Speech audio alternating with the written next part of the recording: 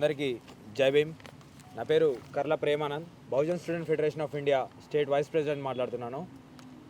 ఈరోజు మీడియా మిత్రులను పిలిచి ఉస్మానియా క్యాంపస్లో ప్రెస్ అటెండ్ చేయడానికి కారణం ఏంటంటే, రైట్ టు ఎడ్యుకేషన్ ఆర్టీఈ చట్టాన్ని తెలంగాణ ప్రభుత్వం ఎందుకు అమలు చేస్తలేదు, అసలు చట్టం ఏం చెప్తుంది, వీళ్ళ పరిపాలన ఎట్లున్నది. చట్టానికి ఎవరు అతీతులు కాదు.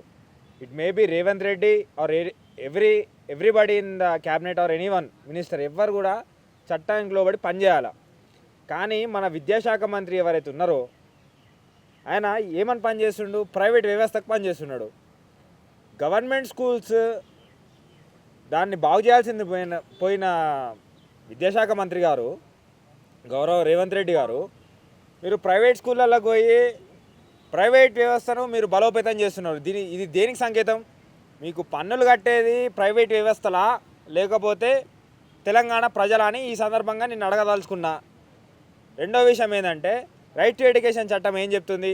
According to article 21A of Indian constitution, every child from 5 years to 14 years must have free education. అంటే ఉచిత నిర్బంధమైన విద్యను అందించాలి. As a education minister of Telangana, you should be responsible for RTE implementation. కానీ మీరు ఏం చేస్తున్నారు? ఇవాళ ప్రైవేట్ వ్యవస్థను తీసుకొస్తున్నారు. ఎందుకని మేము ప్రశ్నిస్తున్నాం. ఇంకొక విషయము మీకు మీ దృష్టికి రాదలుచుకున్న ఏంటంటే, తెలంగాణ ప్రజల దృష్టికి ఏం తీసుకురాదలుచుకున్నా అంటే, విద్యా హక్కు చట్టం అనేది ఇది మన ప్రాథమిక హక్కు. ఇదే మనకు మెయిన్గా వయలేట్ అవుతున్న ప్రాథమిక హక్కు. దీనిపైన మనం స్పందించాల్సిన అవసరం ఎంతైనా ఉన్నది. ఇంకొక విషయం మీ దృష్టికి రావదలుచుకున్నది ఏంటంటే, రైట్ టు ఎడ్యుకేషన్ చట్టం ఏదైతే ఉందో RTE,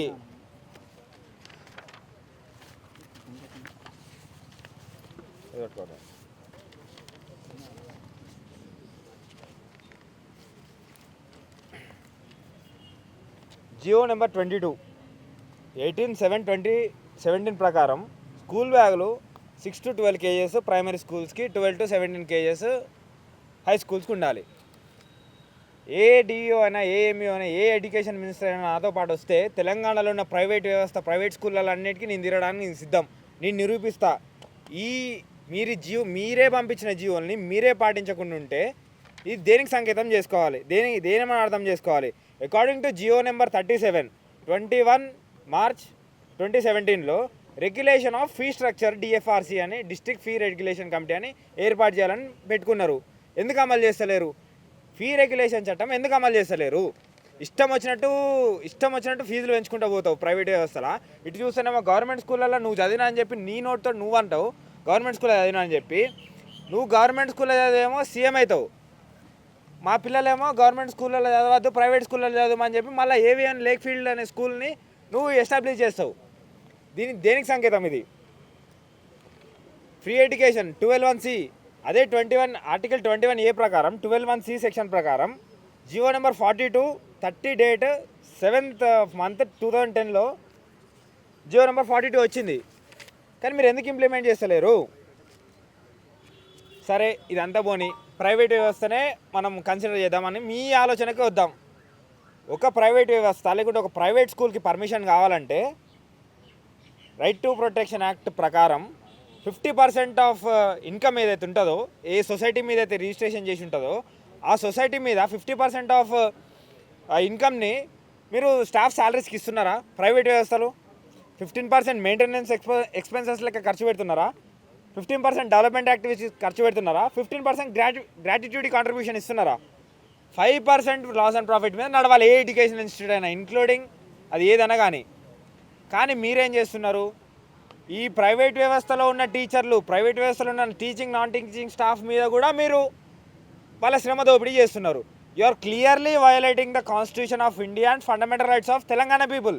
you should be responsible for all this allegations or whatever you are making.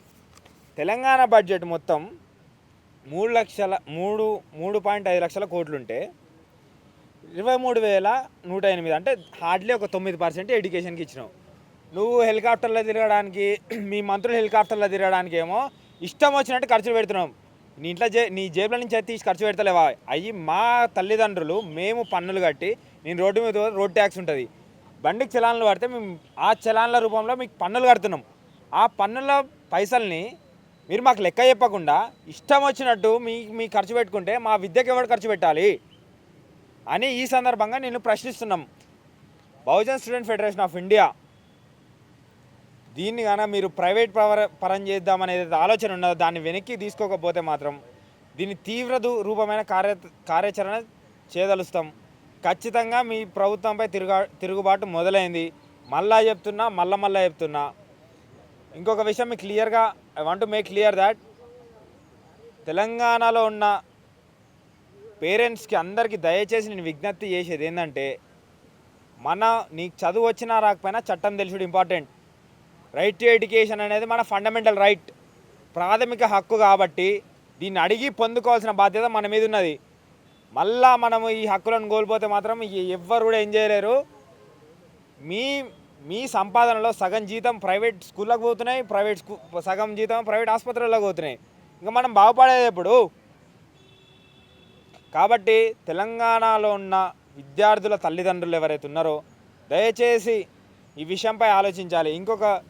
ఇంకొక విషయం నేను చెప్పదలుచుకున్నట్టు, CM Revanth Reddy, education minister Revanth Reddy from Osmania campus we are here by informed you that, మేమేమి ఇన్ఫార్మ్ చేస్తున్నామంటే, మీరు ప్రజా వ్యతిరేకంగా ఉండి ప్రజాపాలన అనుకుంటే చెప్పుకుంటా తిరుగుతున్నారు ఏదైతే ఉన్నదో దాన్ని ఇమీడియట్గా ఆ గవర్నమెంట్ స్కూల్ని తగ్గిస్తా, లేకపోతే ప్రైవేట్ పరం చేస్తా అంటే మాత్రం అస్సలు మంచిగా ఉండదు.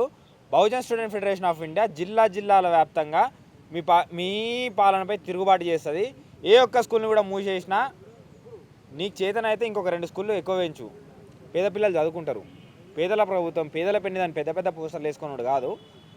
నీకు సోయి ఉంటే, నీకేమన్నా సోయి ఉంటే నువ్వు వచ్చి గవర్నమెంట్ని బలోపేతం చేసి నీ చిత్తశుద్ధి ఏందో నిరూపించుకోమని మీడియా ముఖంగా తెలియజేస్తున్నాను. జై భీమ్, జై భారత్. Thank you.